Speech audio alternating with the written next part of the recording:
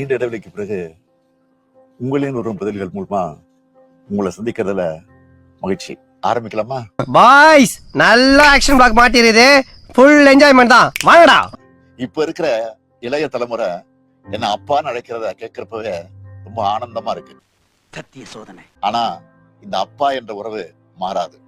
அந்த சொல் என்னுடைய பொறுப்புகளை இன்னும் கூட்டி இருக்குன்னு சொல்லுவேன். உன் பேச்சிலேயே ஒரு தோல்வி பயம் தெரியுது.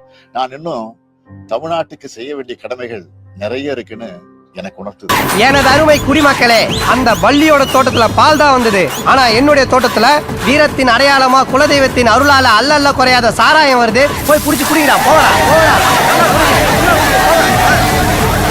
அடிச்சுக்காம மெதுவா 24 hours சர்வீஸ் இருக்குது.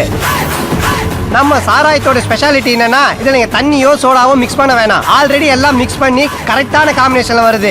இது கூட எல்லாருக்கும் ஒரு ஊர்கா பாக்கெட்டும் கொடுக்குறோம். நக்கினே குடிங்கடா.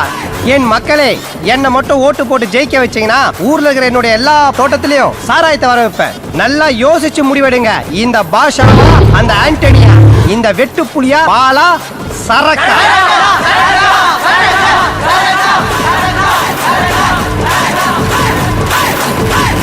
அப்பான்னா இப்படி பண்ணிட்டீங்களப்பா அப்படின்னு சொல்லியிருப்பாங்க. அவரை தவிர அவர் கட்சிக்காரரை தவிர யாரையாவது ஒருவரை நல்லாட்சி நடக்குதுன்னு சொல்லுங்க. மாண்புமிக்க தமிழக முதல்வர் சட்டசபையில் பேசினதற்கு 1,00,000 போராட்டங்களுக்கு நாங்கள் அனுமதி கொடுத்துருக்கோம் 3 ஆண்டுகள்னு. உங்களுக்கு யாருங்க ஐயா இருக்கா? இல்லை எடுத்துக்காட்டவா? பேசுனது இருக்கு.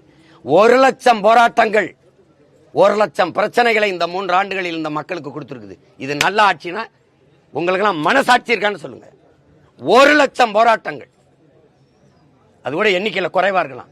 இன்னைக்கும் போராட்டம் நடக்குது. ஒவ்வொரு மக்களும் தெருவில் என் வீடை இடிக்கிறாங்க, கரூர் போறாமா, பெருந்துறை போறாமா, ஓடியா அந்த மக்கள் நாங்க குடியிருக்கிற வீடை இடிக்கிறாங்க. கேட்டா ஆக்கிரமிப்பு. அரசு ஆக்கிரமிச்சா சட்டம், அப்பாவி மக்கள் அவங்க ஆக்கிரமிச்சா குற்றம். இதெல்லாம் என்ன ஆக்கிரமிப்பு? ஏரியை ஆக்கிரமிச்சு, பள்ளிக்கரண ஏரிய இயற்கையின் அருங்கொடையை ஆக்கிரமிச்சு குப்பை மாடாக்கணும் பெருமக்கள். ஆக்கிரமிப்பை பத்தி பேசுறது உங்களுக்கு என்ன தகுதியா இருக்குது? என்ன இருக்குது? அரசு கட்டிடங்கள், நீதிமன்றங்கள், பல இடங்கள் எல்லாமே நீர்நிலைகளை ஆக்கிரமிச்சு கட்டினது தான். நல்ல ஆட்சினா அவரை தவிர இந்த நாட்டில் யாருமே சொன்னாதான் கேட்கிறேன். நல்லாட்சி என்று சொல்லுகிற பெருமக்களே, உங்களுக்கு இருக்கா மனசாட்சின்னு தான் நான் கேட்கிறேன். சும்மா ஏதாவது பேச்சுக்காதீங்க. நல்லாட்சி கொடுக்குறேன். நீங்க ஈரோடு இடைத்தேர்தலில் நான் இப்படி ஆட்சி கொடுத்துருக்கேன்னு சொல்லி நீங்களும் உங்க மகனும் நின்று ஏன் ஓட்டு கேட்கல? ஓட்டுக்கு எதுக்கு நோட்டு கொடுத்தீங்க? காசு கொடுத்தீங்க? எதுக்கு கள்ள ஓட்டு போட்டீங்க?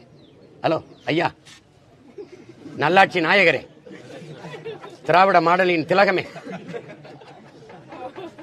எதையாவது பேசிட்டு